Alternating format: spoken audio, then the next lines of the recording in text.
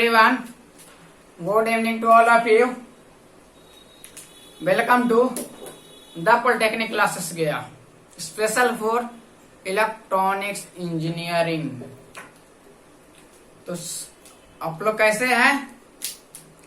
I hope सभी अच्छे होंगे। तो जल्दी से आप लोग सभी लिंक को शेयर कर दें, बता दीजिए अपने फ्रेंड को क्लास स्टार्ट हो चुका है। जल्दी से आप लोग डू फास्ट, जल्दी से आप लोग लाइक कर दे, कमेंट कर दे कि सर आई एम रेडी। सभी स्टूडेंट कमेंट करके बता दीजिए, जितने लोग लाइव हैं, तो बोलिए आई एम रेडी और लिंक को शेयर कर दीजिए। तो हम लोग आज फिर से एक नया न्यूमेरिकल की बात करने जा रहे हैं। जो न्यूमेरिकल आपका है find Y parameter. Find Y parameter. और इस क्वेश्चन को देखने से बहुत से स्टूडेंट को डर लगता है कि पता ना सर कैसे बनेगा, कि मतलब इसका क्या प्रोसेस है। तो बहुत से होते हैं डरते हैं न्यूमेरिकल से, लेकिन आपको न्यूमेरिकल से डरना नहीं है, बल्कि आपसे न्यूमेरिकल डरे। न्यूमेरिकल से आप नहीं डरे, बल्कि इतना आप प्रैक्टिस कर लीजिए कि न्यूमेरिकल आपसे डरने लगे। न्यूमेरिकल आपसे डरने लगे कहने का मतलब ये है कि कोई भी न्यूमेरिकल आप देखे तो उसको जितना जल्दी बना दे, लगे नहीं कि न्यूमेरिकल हम बनाए, मतलब टफ नहीं लगना चाहिए। तो ये क्या कब होगा? प्रैक्टिस होगा। तो आप लोग को जितना भी न्यूमेरिकल बताया जा रहा है, पहले कितने स्टूडेंट है जो पूरा न्यूमेरिकल को अपना नोट्स कॉपी में मेंटेन कर लिए हैं? नोट्स कॉपी में मेंटेन कितने स्टूडेंट कर लिए हैं? तो अगर नहीं किए हैं तो आप नोट कर लें, क्योंकि मैं उसी दिन आप लोग को बताऊंगा जिस दिन आप एग्जाम हॉल से निकल करके अपना क्वेश्चन लेकर के आइएगा घर पे, और जब हम क्वेश्चन देखेंगे उसी दिन आपको यही यूट्यूब पे आकर के बताएंगे कि लेक्चर नंबर इतना में ये क्वेश्चन बताए थे। और अगर आप नहीं बना के आइएगा तो अफसोस तो आपको होगा ही होगा, लेकिन उससे नुकसान भी आपको बहुत ज्यादा होगा। ठीक है? तो वो गलती आप लोग नहीं कर रहे हैं। अभी भी कह रहे हैं कि जितना न्यूमेरिकल हम बता रहे हैं, ये सारा न्यूमेरिकल प्रीवियस ईयर क्वेश्चन में पूछा हुआ है। आप प्रीवियस ईयर क्वेश्चन को उठा के देखे, आपको बार बार ऐसा देखने को मिल रहा होगा कि हम स्क्रीन पे आपको क्वेश्चन का ही 2 कॉपी दिखाते हैं, क्वेश्चन का ही फोटो क्लिक किया हुआ रहता है। तो आप लोग ट्राई करें कि हर एक क्वेश्चन को लिखें और उसका सोल्यूशन करें, और करने के बाद आप प्रैक्टिस में रहें। एग्जाम में जाने के पहले एक दिन आप सारे न्यूमेरिकल को बना लीजिएगा। मैं आपको इतना दावा के साथ कहता हूं कि एक भी न्यूमेरिकल आपको छूट करके नहीं आएगा। सारा न्यूमेरिकल आप टच करके आएंगे और सारा का आंसर भी आपका सही आएगा, क्योंकि आपका एसबीटी में जो सेट करते हैं क्वेश्चन, उन लोग के पास इतना दिमाग नहीं होता है। उन लोग के पास इतना दिमाग नहीं होता है कि अलग से क्वेश्चन आपको सेट करें। वो करते क्या है, पिछले 5-10 ईयर का क्वेश्चन उठाते हैं और उसी में से एक क्वेश्चन, उसमें से एक क्वेश्चन, उसमें से एक क्वेश्चन, उसमें से करके आपका पूरा क्वेश्चन सेट कर देते हैं। तो आप लोग ट्राई करना यही है कि प्रीवियस ईयर क्वेश्चन पर फोकस करना है, उसको पर जकड़ के पकड़ लेना है। और पकड़ लीजिएगा जब प्रीवियस ईयर क्वेश्चन को पूरा सोल्यूशन कर लीजिएगा, तो आपको लगता है क्वेश्चन छूटेगा। आप 5 ईयर का क्वेश्चन लेकर के चलेंगे तो एक ईयर क्वेश्चन में 20 क्वेश्चन रहता है, ऑब्जेक्टिव 20 × 5 100 ऑब्जेक्टिव। तो आपको लगता है कि आप 100 कर लीजिएगा और इसमें से आपको 20 क्वेश्चन नहीं बनेगा? मैं आपको गारंटी देता हूं कि इसमें से आपका 20 में से 18 क्वेश्चन जो रहेगा यही 100 में से रहेगा। 2 ही क्वेश्चन ऐसा होगा जो ये 100 में से नहीं रहेगा, और वो 2 क्वेश्चन आपसे बन जाएगा। ठीक है? अगर 4 मार्क्स की हम लोग बात करते हैं, 4 मार्क्स का, तो 4 मार्क्स का 1 ईयर में कितने क्वेश्चन रहते हैं? 10 क्वेश्चन रहते हैं, और में लगा करके ऐसा 5 ईयर क्वेश्चन कंप्लीट कीजिएगा तो 50 क्वेश्चन। आप बताइए कि 50 क्वेश्चन में आपको नहीं लगता है ऐसा कि हम 4-5 क्वेश्चन बना पाएंगे? यही हम बता रहे हैं कि 50 क्वेश्चन में से आपका 5 क्वेश्चन रहने वाला है। नहीं यकीन है तो आप अभी 5 ईयर क्वेश्चन को आप लोग एडजस्ट कीजिए और 5 ईयर का क्वेश्चन को आप लोग करने का ट्राई करें। नहीं तो आप द पॉलिटेक्निक क्लासेस के ग्रुप में रहें, आपको सभी क्वेश्चंस को प्रोवाइड किया जाएगा, लेकिन अभी नहीं, एग्जाम टाइम। बस अभी जितना बताया जा रहा है इस चीज को अभी देखें, अभी आपको बताया जा रहा है उतना ही करना है। सारे प्रीवियस ईयर क्वेश्चन ही हम करा रहे हैं। अगर 6 मार्क्स का क्वेश्चन में देखिए, 6 मार्क्स का तो ये भी आपका 10 क्वेश्चन रखता है। 10 क्वेश्चन इंटू अगर 5 कर दे तो 50 क्वेश्चन यहाँ भी हो जाएगा। तो 50 क्वेश्चन 5 क्वेश्चन 6 मार्क्स का नहीं बनेगा आप लोग से। मैं ये इसलिए बता रहा हूं कि माइंड अभी भी आपका खुले, माइंड अभी भी आपका खुले, क्योंकि ये न्यूमेरिकल यही आते हैं जो प्रीवियस ईयर में रहते हैं। आपका एक लॉजिक भी है कि मैं कुछ नहीं जानता हूं कि एग्जाम में क्या आएगा, लेकिन एग्जाम में वही आएगा जो प्रीवियस ईयर में है। ठीक है, तो ये लॉजिक को आप एग्जाम टाइम तक याद रखिएगा। अभी आप 4th सेमेस्टर में है, 5th जाइएगा, 6th जाइएगा, तो आपको यकीन हो जाएगा, बिलीव भी हो जाएगा। ठीक है, तो चलिए हम लोग देर न करते हुए जो हम लोग को क्वेश्चंस लिए हैं इस क्वेश्चंस को सोल्यूशन करते हैं। ठीक है, इस क्वेश्चन से आपका फाइंड वाई पैरामीटर, और वाई पैरामीटर ये क्वेश्चन आपको बता दे 2017 का है, 2017 का है क्वेश्चन। ठीक है, और क्वेश्चन नंबर भी आपको हम बता दे रहे हैं कि ये 2017 का क्वेश्चन नंबर ये 7 का, और क्वेश्चन नंबर है ये 7, 2017 का क्वेश्चन नंबर 7 का। और यानी पास अगर क्वेश्चन होगा तो आप लोग मिला सकते हैं। ठीक है, तो चलिए इसको हम लोग सोल्यूशन करते हैं देर न करते हुए। तो यहाँ पे वो निकालना है आपका वाई पैरामीटर। कौन सा? Y parameter. तो आप लोग वाई पैरामीटर का स्टैंडर्ड इक्वेशन तो पता होगा। जो स्टूडेंट को वाई पैरामीटर का स्टैंडर्ड इक्वेशन पता है वो कमेंट बॉक्स में वाई पैरामीटर का स्टैंडर्ड इक्वेशन लिखें। जो स्टूडेंट का वाई पैरामीटर का स्टैंडर्ड इक्वेशन पता है वो वाई पैरामीटर का स्टैंडर्ड इक्वेशन कमेंट बॉक्स में लिख करके हमको बताएं। और वाई पैरामीटर को निकालने के लिए सबसे अच्छा जो प्रोसेस है वो केसीएल प्रोसेस है, यानी Kirchhoff current law. Kirchhoff current law से हम बहुत इजी वे से वाई पैरामीटर को हम फाइंड आउट कर सकते हैं।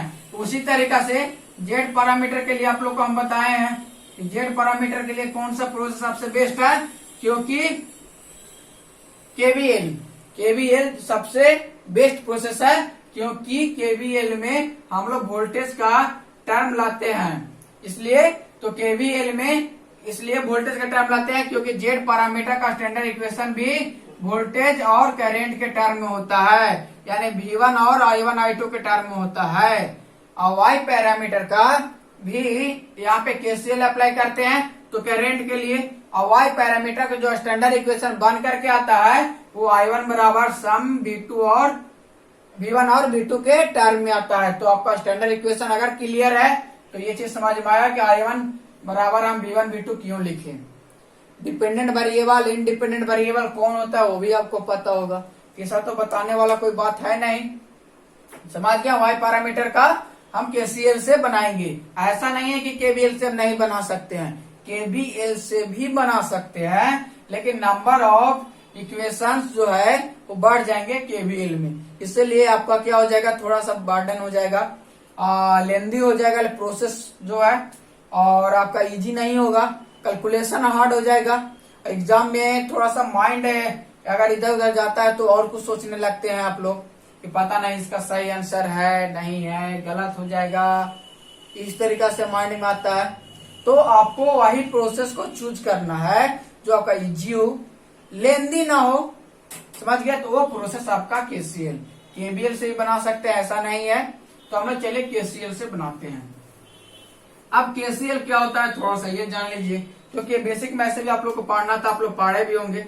तो केसीएल कहता ये है, at any node the incoming current is equal to outgoing current. At any node, ये मान लीजिए कि मेरा नोड है, ये नोड है, ठीक है। ऐसा यहाँ पे करंट I1 आ रहा है, यहाँ पे करंट I2 जा रहा है, यहाँ पे करंट आपका I3 जा रहा है, मान लेते हैं।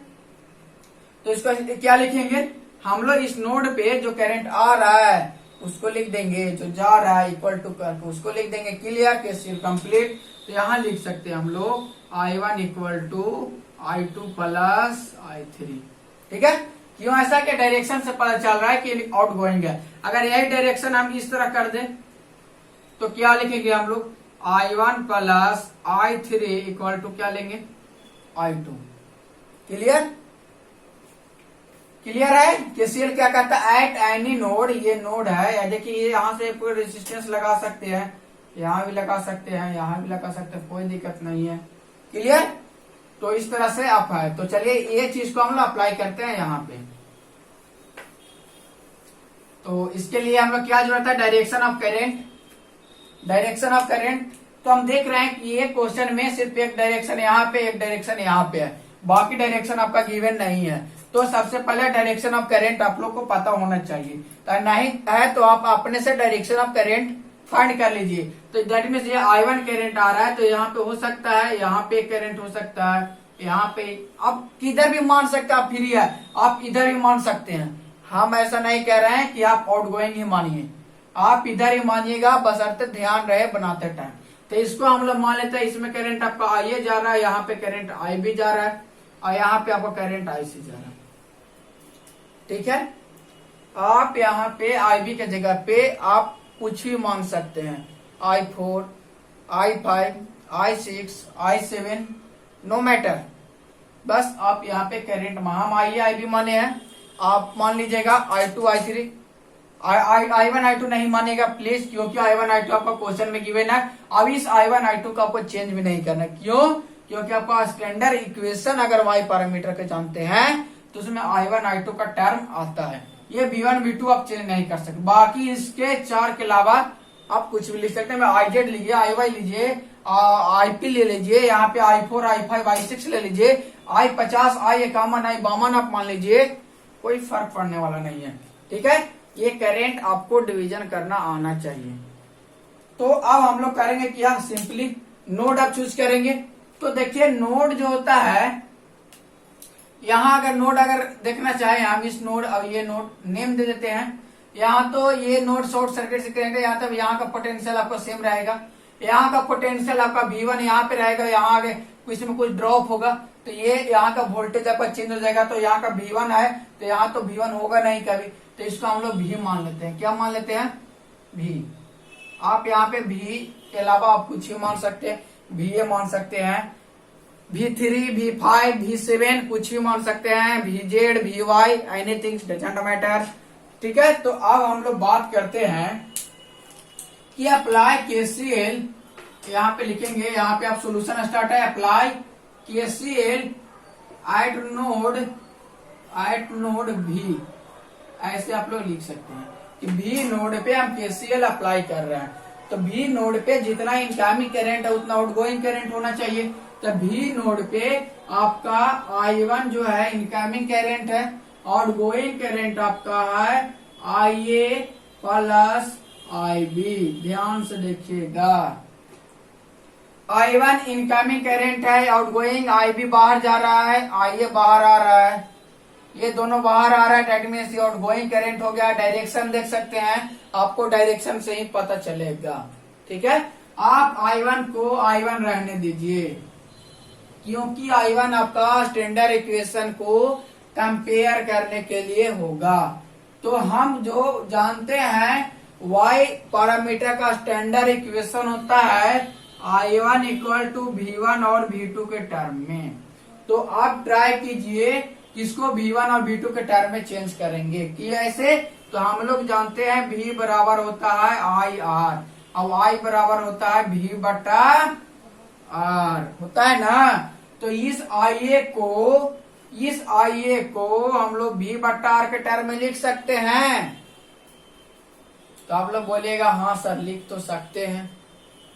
तो यहाँ पे I1 को I1 रहने दिए, यहाँ पे अगर बोले कि इस IB को आप क्या लिख सकते हैं, इस IB को आप क्या, पहले IA को देख लेते हैं फिर IB को देखेंगे। आज IA को हम लोग क्या लिख सकते हैं, IA बराबर होता है V बटा आपका R। V का वैल्यू V है ऑलरेडी, R का वैल्यू आपका 2 ओम है, तो V बाई 2 लिख देंगे। ऐसे होता है। ये आप ग्राउंड पोटेंशियल जब KCL लगाते हैं तो इसको हम लोग ग्राउंड पोटेंशियल मान के चलते हैं कि यहाँ का वोल्टेज डिफरेंस जो होता है V माइनस 0/2 ऐसे लिखते हैं हम लोग। ठीक है, तो V माइनस 0 जो क्या हो जाएगा, सिंपली V बाई आपका 2 हो जाएगा। तो यहाँ IA को हम लोग क्या लिख सकते हैं, V बाई 2 प्लस IB को क्या लिख सकते हैं, तो IB को ये डायरेक्शन है तो plus two minus current flow होता है, तो जहां पे हम नोड अप्लाई करते हैं उसको हायर पोटेंशियल हम मानते हैं। ठीक है, तो यहाँ क्या लिख सकते हैं, IB बराबर हम लोग लिख सकते हैं V बट्टा R। V का वैल्यू क्या है, V माइनस आपका V2 है, क्योंकि यहाँ तो आपको वोल्टेज का वैल्यू पता नहीं है, तो हम लोग क्या लिखेंगे, V माइनस का V2 बट्टा में R कितना है 2 ओम, तो V माइनस V2 बाई 2। तो यहाँ पे आप लिख दीजिए V माइनस V2 बट्टा में 2, इसको आप LCM ले लीजिए। तो I1 L बराबर क्या होगा, LCM अगर 2 लेंगे, LCM अगर हम 2 लेंगे तो क्या होगा, V प्लस V माइनस का V2 होगा। तो I1 बराबर क्या आ जाएगा 2V बट्टा में इसको 2 लिख देते हैं माइनस का V2 बट्टा में 2 हो जाएगा। हम लोग देखेंगे I1 बराबर क्या हो जाएगा, 2 से 2 कैंसिल आउट हो जाएगा, तो V माइनस V2 बाई 2। ये इक्वेशन आप फास्ट मान लीजिए। अब बताइए कि I1 बराबर जो स्टैंडर्ड इक्वेशन होता है V1 और V2 के टर्म में, यहाँ पे आया है V, यहाँ तो V2 सही है। अगर V के जगह पे अगर किसी भी तरह से हम V1 ला दें तो ये स्टैंडर्ड इक्वेशन हो जाएगा मेरा, और स्टैंडर्ड इक्वेशन हो जाएगा तो इसको हम लोग क्या कर लेंगे, कंपेयर कर देंगे स्टैंडर्ड इक्वेशन से। तो स्टैंडर्ड इक्वेशन से इसको कंपेयर कर देंगे, लेकिन अभी यहाँ पे V है तो V के जगह पे हमको क्या लाना पड़ेगा, V1, यानी इस V के वैल्यू को यहां से हटाना पड़ेगा। तो चलिए आगे हम लोग देखते हैं क्या होता है। तो ये प्रोसेस आप लोग समझ गए होंगे। सभी स्टूडेंट अपना कॉपी और पेन लेकर के साथ में बैठेंगे। अब चलिए हम लोग लिखते हैं अप्लाई KCL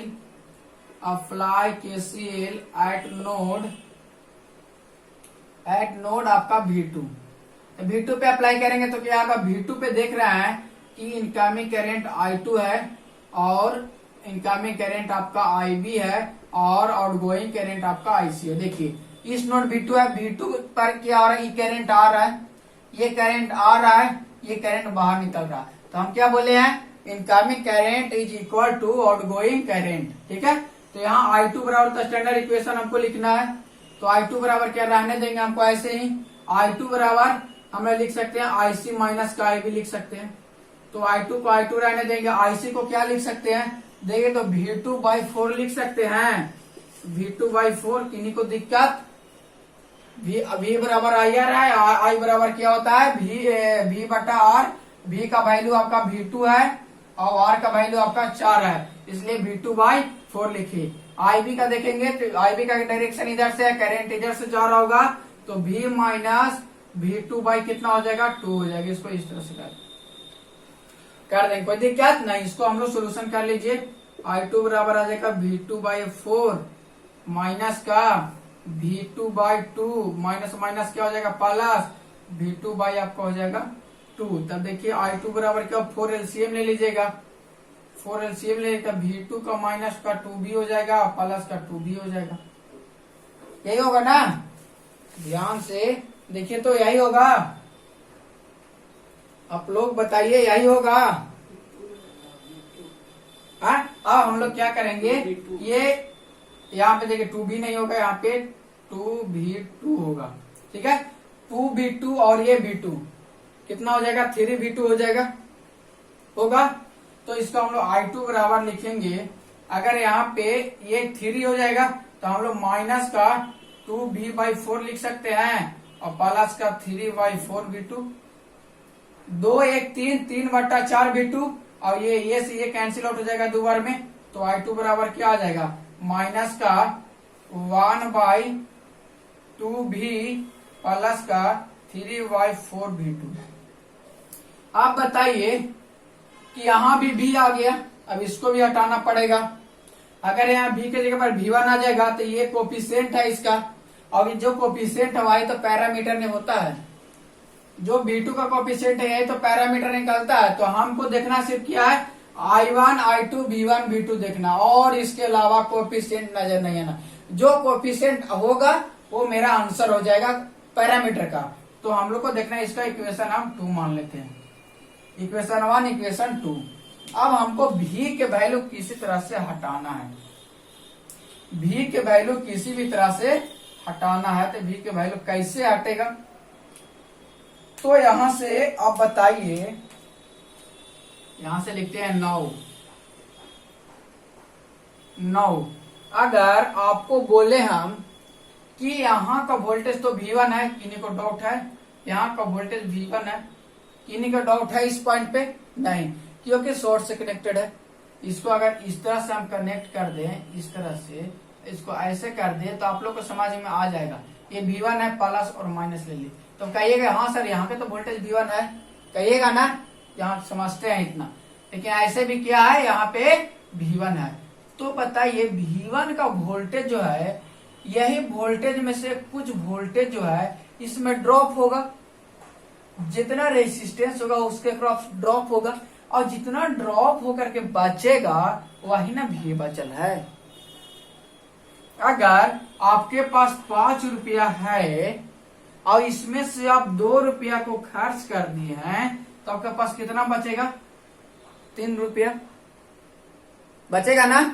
यही बोल रहे हैं कि V1 यहाँ पे है, V1 बराबर 5 है, इसमें से कुछ वोल्टेज जो है यहाँ पे ड्रॉप हो रहा है और बाकी वोल्टेज बच रहा है, उसको हम लोग V बोल रहे हैं।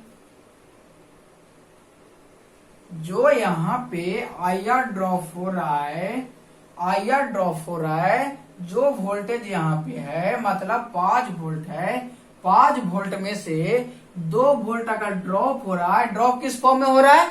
तो I एंड R के फॉर्म में हो रहा है। क्यों ऐसा? क्योंकि ओम्स लॉ से हम जानते हैं कि V बराबर IR होता है। तो IR क्या हो रहा है? ये ड्रॉप हो रहा है, और ये ड्रॉप होने के बाद जो वोल्टेज बच रहा है वही वोल्टेज को तो हम V बोल रहे हैं। डॉट है नहीं? तो चलिए, तो देखिएगा यहां ध्यान से कि जो V1 है, V1 में से कुछ वोल्टेज क्या हो रहा है? ड्रॉप हो रहा है, मतलब घट रहा है। तो टोटल वोल्टेज में से घट क्या आ रहा है? तो यहाँ पे I और R घट रहा है। तो I का वैल्यू यहाँ पे क्या है? I1 है। R का वैल्यू आप R रहने दीजिए। बराबर क्या आ रहा है? हमको वोल्टेज बच जा रहा है V। ठीक है, तो V बराबर अगर हम लिखें तो V1 माइनस I1, तो I1 है, R का वैल्यू कितना है देखिए तो 1 ओम है, 1 ओम है। तो V बराबर क्या हो जाएगा बाबू? तो V बराबर यह हो जाएगा V1 माइनस आपका I1 हो जाएगा। हो जाएगा क्लियर? किन्हीं भी स्टूडेंट को कोई दिक्कत है? नहीं, मैं बोल रहा हूं यहां का जो वोल्टेज है, यहां का जो वोल्टेज है वही वोल्टेज में से कुछ वोल्टेज यहाँ पे ड्रॉप हो रहा है I1 और R के फॉर्म में, और जो वोल्टेज ड्रॉप होकर के बच रहा है वही वोल्टेज तो यहाँ पे भी है। अगर नहीं समझ रहे हैं तो इसको समझिए।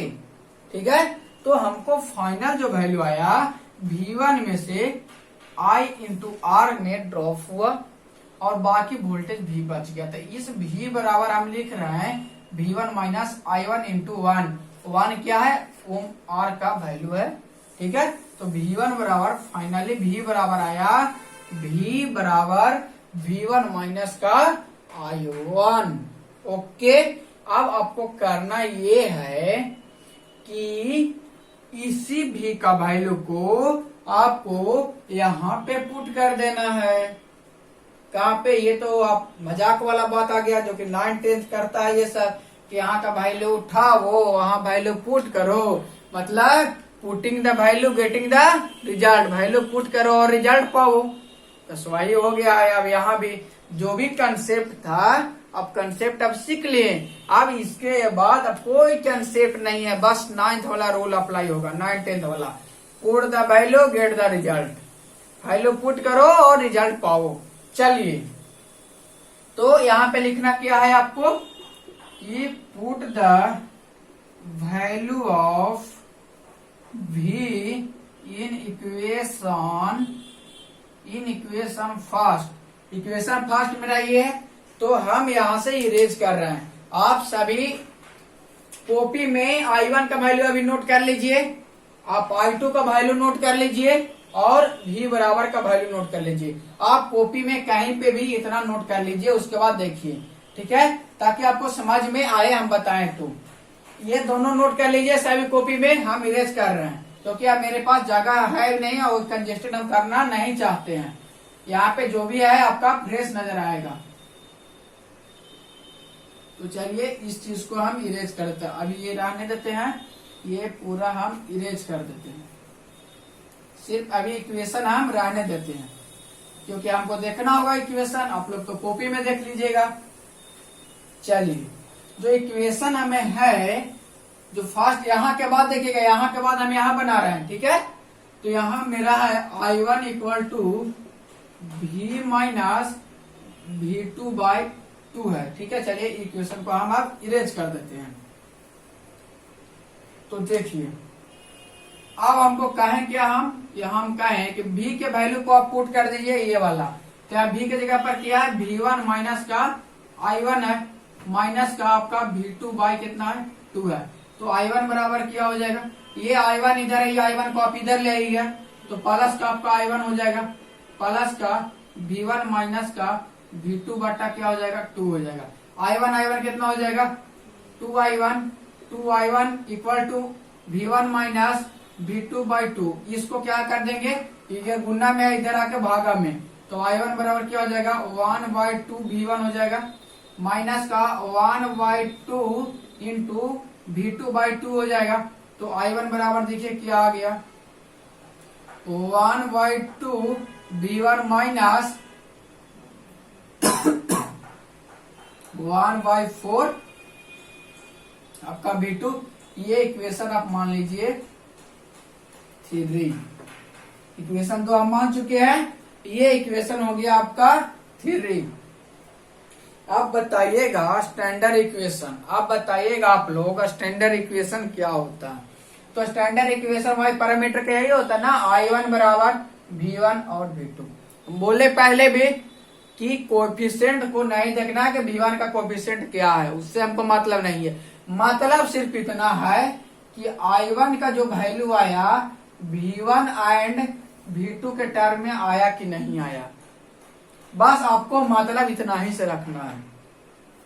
तो I1 यहाँ आ गया, V1 आ गया, V2 आ गया, क्लियर। इसका इक्वेशन हम 3 मान लिए। ओके, नाउ अब हम लोग करते हैं पुट द वैल्यू ऑफ, यहां पे फिर लिखेंगे हम लोग put the value of V in equation 2। Equation 2 बताइए क्या है, इक्वेशन 2 है I2 इक्वल टू माइनस का 1/2 V प्लस का 3/4 V2। यही है ना, देखिए तो। चलिए इसको भी हम इरेज कर दिए। तो अब बताइए I2 बराबर क्या होगा, आप लोग फाइंड आउट करने का ट्राई कीजिए। तो सारा इक्वेशन तो बना दिए हम, अब सिंपली वैल्यू आपको फाइंड आउट करना है। तो मेरा इक्वेशन 2 ये है। तो अब यहाँ क्या करेंगे, हम I2 बराबर लिखेंगे, I2 बराबर यहाँ का -1/2 लिख देंगे। अब V के जगह पे यहाँ पुट कर दीजिए, यहाँ कितना वैल्यू है, V1 माइनस का I1, इसको पुट कर दिए, प्लस का 3 आपका 4 हो गया V2। अब यहाँ पे I1 आ गया, I1 का क्या कम है, यहाँ पे I1 का क्या कम है, यहाँ पे हमको I2 बराबर V1 और V2 देखना, तो I1 बेकार के आ गया, इसको हम उठा के बाहर फेंकिए। कैसे हटाएंगे इसको, तो हटाने के लिए यहाँ पे है I1 का वैल्यू आपको पता है, डायरेक्ट इसको मिटा देंगे ताकि I1 का हट जाएगा, नहीं ना, इसको I1 को राह देना पड़ेगा। I1 का वैल्यू यहाँ पुट कर देंगे I1 V2 के टर्म में, तो पूरा आ जाएगा। तो I2 बराबर क्या हो जाएगा, -1/2 V1 माइनस यहाँ पे I1 बराबर क्या हो जाएगा, 1/2 V1 हो जाएगा, और माइनस माइनस क्या हो जाएगा, प्लस हो जाएगा। माइनस देखिए, चलिए आपको एक स्टेप और बढ़ाएंगे, ये माइनस हो जाएगा ऐसे 1/2 V1 माइनस का 1/4 आपका V2, ये ऐसे प्लस का 3/4 आपका V2 हो जाएगा। अब बताइए I2 बराबर क्या होगा, माइनस का 1/2 रहने देते हैं V1 माइनस का 1/2 V1 plus 1/4 V2 plus 3/4 V2 होगा। क्लियर। अब I2 बराबर माइनस का 1/2 V1 हो जाएगा, माइनस का 2 दूना 4, तो माइनस माइनस प्लस का 1/4 आपका हो जाएगा V1 हो जाएगा, माइनस प्लस माइनस 1/8 V2 हो जाएगा, ये प्लस का 3/4 V2। यहाँ पे 1/2 से इसमें मल्टीप्लाई कर दिए हैं, ठीक है। अब I2 बराबर मेरा इक्वेशन क्या आएगा, हम लोग सिंपली क्या करेंगे, 8 LCM ले लेते हैं। यहाँ पे माइनस का 4 V1 हो जाएगा, प्लस का आपका 2 V1 हो जाएगा, यहाँ पे माइनस का आपका V2 हो जाएगा, प्लस का 6 4 दूना 8 3 दूनी 6 V2 हो जाएगा। अब बताइए I2 बराबर क्या हो जाएगा, माइनस का यहाँ पे 2/8 हो जाएगा V1 और माइनस का यहाँ क्या हो जाएगा आपको 5 का 5 हो जाएगा, 6 V2 में से 1 V2 जाएगा, माइनस 5 V2/8 हो जाएगा, ठीक है। इसको फाइनल जो लाएंगे I2 बराबर क्या हो जाएगा, कट जाएगा 4 बार में 1/4 V1 माइनस का 5/8 V2। आपको बताएं हम, आपको अभी हम बताएं हम कि आपको देखना क्या है, सिर्फ इसको इक्वेशन आप 4 मान लीजिए। आपको देखना क्या है, I2 बराबर V1 V2 के टर्म में और I1 बराबर V1 V2 के टर्म में, दोनों आ गया स्टैंडर्ड इक्वेशन। आपको पता है ये और ये आपका इक्वेशन आ गया, आपका स्टैंडर्ड इक्वेशन पता है। तो देखिए मिल रहा है यहाँ पे, देखिए माइनस छूटा हुआ है, देख लीजिएगा यहाँ पे माइनस यहाँ पे छूटा हुआ है, यहाँ पे माइनस 1/4 होगा। तो चलिए हम लोग कंपेयर कर देते हैं।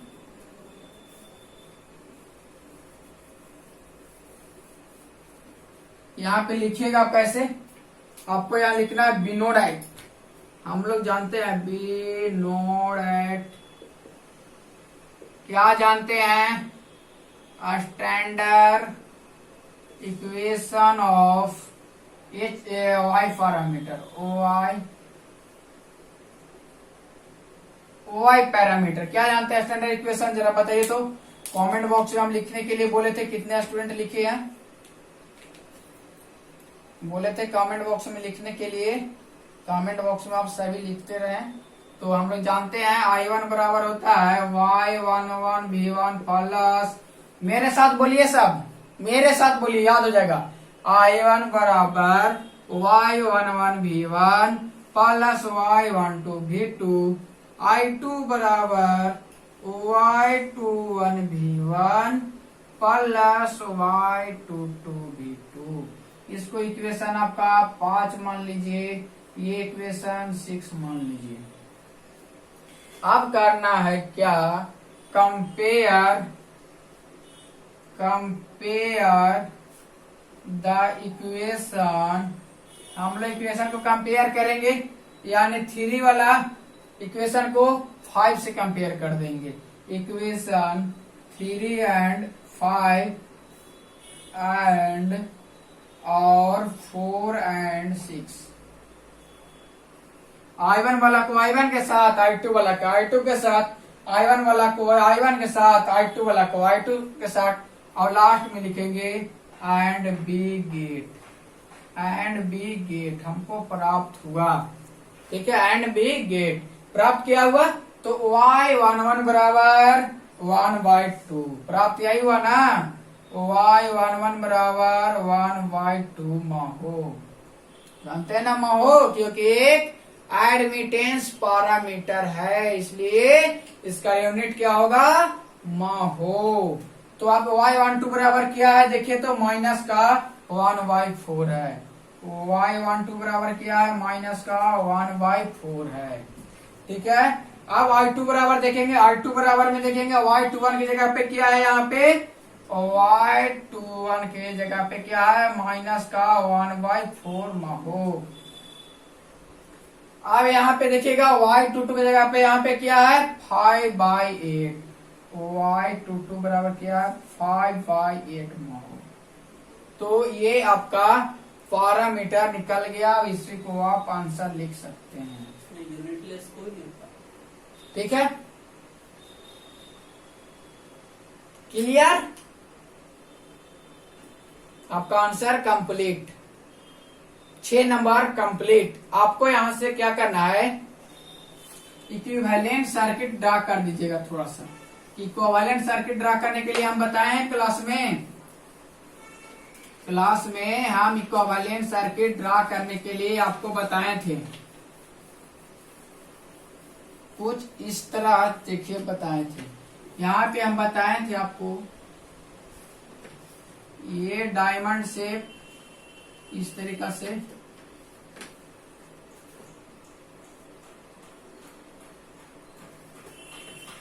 ये आपका डिपेंडेंट सोर्स होता है डायमंड सोर्स। ये आपका हो गया, यहां से एक आपका सारे पैरेलल में लगे हैं, क्यों कि करेंट सोर्स आपका पैरेलल में ही रहते हैं। चलिए, यहां से आपका I1 करंट फ्लो होता है, यहां से आपका I2 करंट फ्लो होता है। इसको हम लोग बोलते हैं Y11, अब इसको हम लोग बोलते हैं Y12 V2। ये क्या था डिपेंडेंट, ये हो जाता है Y21 V1 डिपेंडेंट सोर्स है। यहाँ पे ये करंट का डायरेक्शन ऐसे, ये करंट का डायरेक्शन ऐसे, ये होता है Y आपका 22 होता है। ये equivalent circuit of Y parameter होता है। अब ये क्या होता है, ये करंट सोर्स से लेके डिपेंड किस पे कर रहा है, वोल्टेज पे। तो ये वोल्टेज, इस कौन सा वोल्टेज, तो ये प्लस माइनस, यहाँ पे आपका V2 वोल्टेज होगा, ये प्लस माइनस आपका यहाँ पे, ये जरूर बनाइएगा। सब बनाने के बाद ये जरूर बनाइएगा, ठीक है। अब यहाँ पे लिख दीजिएगा खाली क्या, ये हो गया, ये डिपेंडेंट सोर्स है। यहाँ पे आप लिख दीजिएगा Y11 बराबर कितना ओम आया, तो यहाँ पे निकाल करके ऐसे Y11 बराबर कितना आया है 1/2 महो, 1/2 महो। Y12 बराबर क्या आया है, तो इसको मिटा करके यहाँ पे लिख दीजिएगा 1 माइनस का 1/4 महो।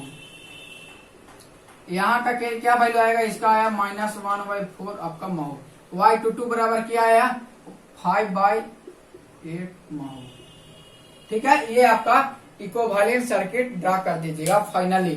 तो आप ये ड्रा कर देते हैं तो आपको 6 मार्क्स मिल जाएगा। कितने मार्क्स, 6 मार्क्स मिल जाएंगे।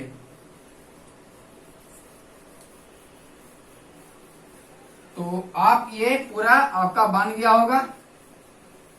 तो चलिए, आपका ये 6 मार्क्स हम कंप्लीट कर दिए आप लोग को।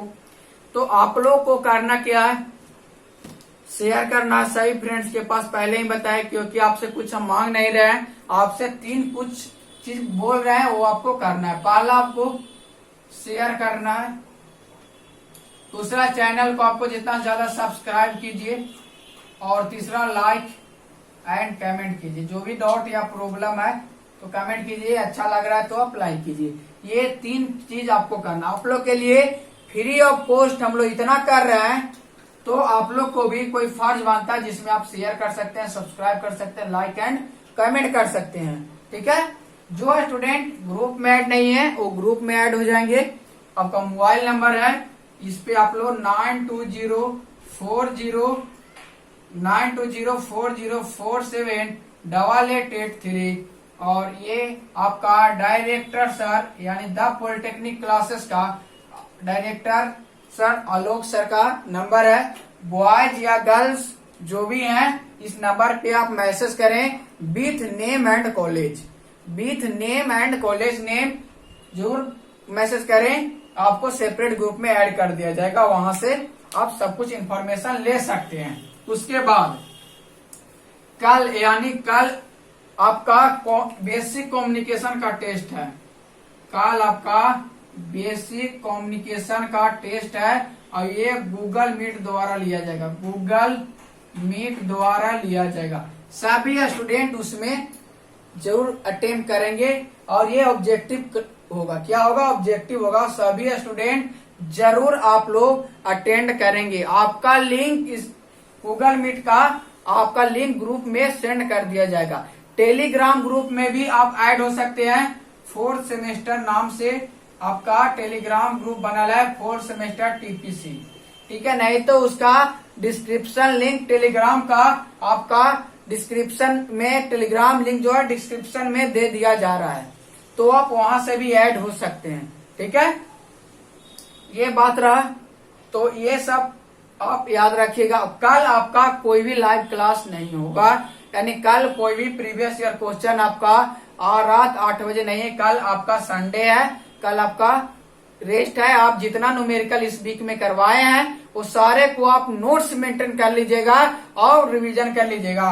मंडे को भी आपका लाइव नहीं होगा, क्योंकि मंडे को आपको जो टेस्ट हो रहा है इसका रिजल्ट पब्लिशन होगा। जो टॉपर स्टूडेंट होंगे उनका टॉपर लिस्ट बताया जाएगा, कौन कौन स्टूडेंट टॉपर है, वो भी यूट्यूब पे लाइव, और उसके बाद जो टेस्ट में क्वेश्चन आएंगे उसका सोल्यूशन दिया जाएगा। क्या? तो टॉपर आपका बताएंगे रिजल्ट पब्लिश एंड सोल्यूशन। आपका ट्यूसडे से क्लास रहेगा। ठीक है, तो आप लोग सभी को सारा पॉइंट क्लियर है। तो चलिए हम लोग अब विदा लेते हैं। नेक्स्ट मिलते हैं हम लोग आफ्टर संडे के बाद मंडे को। तो वहां पे रिजल्ट पब्लिश होगा और वहां पे ऑब्जेक्टिव सेशन होगा। ऑब्जेक्टिव का सोल्यूशन वहां पे हम लोग करेंगे। 6th सेमेस्टर और 4th सेमेस्टर दोनों का होगा। ठीक है, तो good night to everyone, bye bye.